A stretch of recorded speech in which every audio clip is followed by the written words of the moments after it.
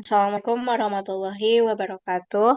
Selamat pagi Mbak Titin selaku dosen akuntansi Administrasi Perpajakan Universitas Indonesia.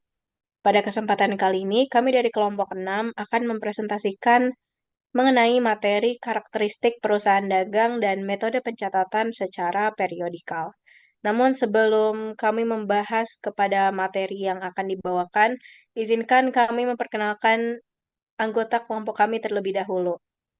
Perkenalkan, saya sendiri Vidya Kaliana. Saya Orenako Maritza. Saya Hasna Salwa. Saya Diandra Kalista. Dan saya Elizabeth Katarina. Baik, materi pertama akan dibawakan oleh teman saya yaitu Catherine. Oke, jadi yang pertama adalah definisi dari perusahaan dagang itu sendiri. Jadi perusahaan dagang dalam akuntansi adalah perusahaan yang berfokus pada perdagangan tanpa melakukan proses produksi atau pengolahan terhadap barang yang dijualnya. Nah, perusahaan ini membeli barang dari produsen atau pemasok untuk dijual kembali kepada konsumen atau pengecer dengan tujuan untuk memperoleh keuntungan dari selisih antara harga beli dan harga jual. Perusahaan dagang tidak terlibat dalam kegiatan pembuatan atau perakitan barang, sehingga mereka tidak memerlukan biaya terkait bahan baku atau biaya produksi. Yang menjadi fokus utama perusahaan dagang adalah pengelolaan persediaan barang dagangan dan penjualan untuk menghasilkan pendapatan. Di sini kita memaparkan 3 karakteristik dari perusahaan dagang. Yang pertama adalah membeli, menjual, dan menyimpan barang. Nah, perusahaan dagang melakukan aktivitas perdagangan dengan membeli barang dari pemasok atau produsen untuk dijual kembali kepada konsumen. Kegiatan utama perusahaan dagang ini adalah pembelian dan penjualan barang yang menjadi fokus utama mereka untuk menghasilkan pendapatan. Perusahaan dagang ini berbeda dengan perusahaan manufaktur yang memproduksi barang. Perusahaan dagang hanya membeli barang jadi dan eh, menjualnya tanpa melakukan perubahan fisik terhadap barang yang akan dijual nantinya. Lalu yang kedua adalah pendapatan dari penjualan barang. Nah, perusahaan memperoleh margin keuntungan dari selisih harga jual dan harga beli barang. Nantinya pendapatan ini dicatat dalam laporan laba rugi sebagai pendapatan penjualan. Lalu yang ketiga adalah persediaan barang dagangan. Nah, persediaan dagangan ini tuh persediaan barang yang akan dijual kembali. Persediaan ini nanti akan menjadi aset lancar dalam neraca perusahaan. Perusahaan dagang harus bisa mengelola persediaan dengan cermat untuk memastikan ketersediaan barang yang cukup untuk dijual, tetapi tidak terlalu berlebihan sehingga dapat menambah biaya penyimpanan. Sistem pengelolaan persediaan dapat menggunakan sistem periodik atau sistem yang dihitung di akhir periode. Dan sistem yang kedua adalah sistem perpetual, yaitu sistem yang persediaannya dihitung dan diperbarui secara langsung setiap kali ada transaksi atau penjualan. Selanjutnya,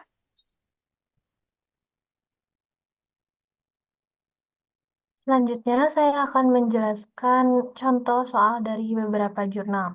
Yang pertama ada mencatat pembelian. Soalnya adalah dibeli barang dagang dari PTX secara kredit.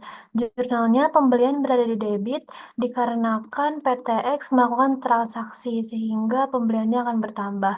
Lalu utang dagang berada di kredit dikarenakan PTX melakukan transaksi tetapi secara kredit atau utang, maka dimasukkan ke dalam kredit. Yang kedua ada mencatat retur pembelian. Soalnya adalah dikeluarkan nota debit untuk barang yang dikembalikan atas pembelian di awal. Maksud dari soal ini adalah ketika perusahaan mengeluarkan nota debit untuk barang yang dikembalikan atas pembelian di awal, proses pencatatan dalam jurnal akuntansi mencerminkan pengurangan utang kepada pemasok dan pengurangan dalam jumlah pembelian yang tercatat. Jurnalnya utang dagang berada di debit. Utang dagang ini berada di debit karena ketika barang dikembalikan ke perusahaan, utang kepada konsumen akan bertambah. Lalu, retur pembelian berada di kredit dikarenakan retur pembelian ini mencerminkan pengurangan dalam jumlah pembelian yang telah dicatat sebelumnya. Dengan mengkredit akun retur pembelian, perusahaan menunjukkan bahwa ada pengurangan dalam total pembelian yang terjadi, sehingga retur pembelian berada di posisi kredit. Selanjutnya, Oke, yang selanjutnya ada metode pencatatan periodik beban angkut pembelian. Nah, di sini pada contoh soalnya dibayar ongkos angkut atas barang yang dibeli dengan shipping point. Nah, di sini kan menggunakan shipping point, sehingga pada kasus ini yang mencatat beban angkut pembelian adalah sebagai pembeli. Namun apabila yang dicatat adalah sebagai FOB shipping point, nah maka dari itu beban angkut pembelian ini tidak perlu dicatat pada pembeli. Maka dari itu jurnalnya beban angkut pembelian di debit karena bebannya bertambah sebagai pembeli dan kita mengeluarkan duit yaitu kas di kredit. Terus selanjutnya ada pelunasan pembelian tanpa potongan. Dibayar per kas kepada debitur dari pembelian sebelumnya. Nah, karena kita melunasi utang, otomatis utang kita berkurang. Kalau misalkan utang berkurang, itu pasti ada di sebelah debit. Maka dari itu utang dagang berada di posisi debit. Jadi itu karena kita membayar utang, otomatis kita mengeluarkan sejumlah uang di mana di sini menggunakan akun kas, yaitu kas berada di sebelah kredit. Selanjutnya ada pelunasan pembelian dengan diskon atau potongan. Nah, dibayar per kas kepada debitur dari pembelian dengan termin 2/10 dan per 30. Nah, karena soalnya ini lumayan mirip sama yang sebelumnya, tapi yang sekarang ini dia pakai diskon. Yang pertama berarti utang dagangnya otomatis berkurang karena dia melunasi pembelian dia dengan utang dagang. Lalu selain itu ada kasnya berkurang di sebelah kredit dan potongan pembelian berkurang di sebelah kredit. Nah, potongan pembelian ini diambil dari karena syaratnya itu 2/10, otomatis dia dapat diskon 2% dari utang dagang awalnya. Nah, nanti hasil dari kasnya itu pengurangan dari utang dagang dikurang sama potongan pembelian itu kas yang bakal kita eh keluarin. Lalu yang selanjutnya, Oke, selanjutnya itu ada penjualan. Contoh soalnya tersebut yaitu dijual barang dagang kepada PT Y secara tunai. Jurnalnya yaitu kas berada di debit, penjualan berada di kredit. Kenapa kas berada di debit dan penjualan berada di kredit? Kas di debit karena menerima duit. Lalu penjualan di kredit karena persediaannya berkurang. Selanjutnya ada retur penjualan. Contoh soalnya yaitu dikeluarkan nota kredit untuk retur dari penjualan kepada toko Z. Jurnalnya yaitu retur penjualan berada di debit, piutang dagang atau kas berada di kredit. Kenapa retur penjualan berada di debit dan piutang dagang atau kas berada di kredit? Karena retur penjualan berada di debit karena kita habis menjual barang. Terus orang yang beli atau pembeli tersebut membalikan lagi barang tersebut kepada kita sehingga piutang dagang berada di kredit dan retur penjualan berada di kredit. Selanjutnya ada biaya angkut penjualan. Contoh soalnya dibayar ongkos angkut atas barang yang dijual dengan metode destination point. Jurnalnya yaitu beban angkut penjualan berada di debit, kas ada di kredit. Kas berada di kredit karena kita telah membayar ongkos angkut, sehingga beban angkut penjualan pun berada di debit. Destination point itu dicatat oleh penjual. Oke, selanjutnya ada akun pelunasan penjualan tanpa potongan.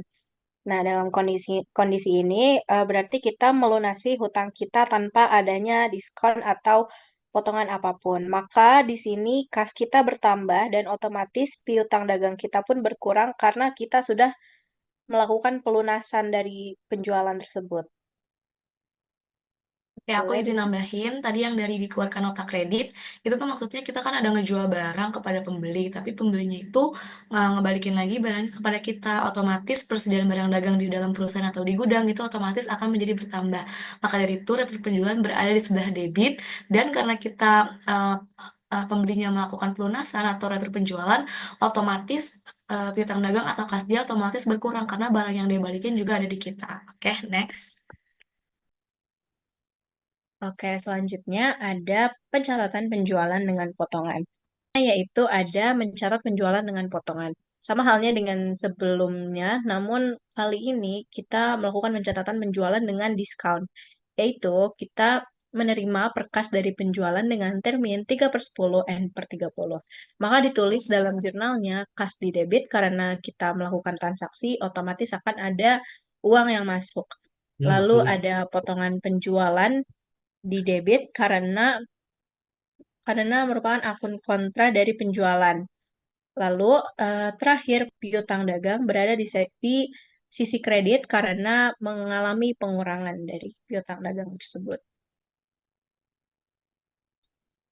Oke, sekian presentasi dari kelompok 6. Terima kasih banyak Mbak Titin atas kesempatannya. Kami pamit undur diri. Wassalamualaikum Assalamualaikum warahmatullahi warahmatullahi wabarakatuh. wabarakatuh. Terima kasih banyak, Mbak. Terima kasih Terima banyak, kasih banyak, Mbak. Mbak.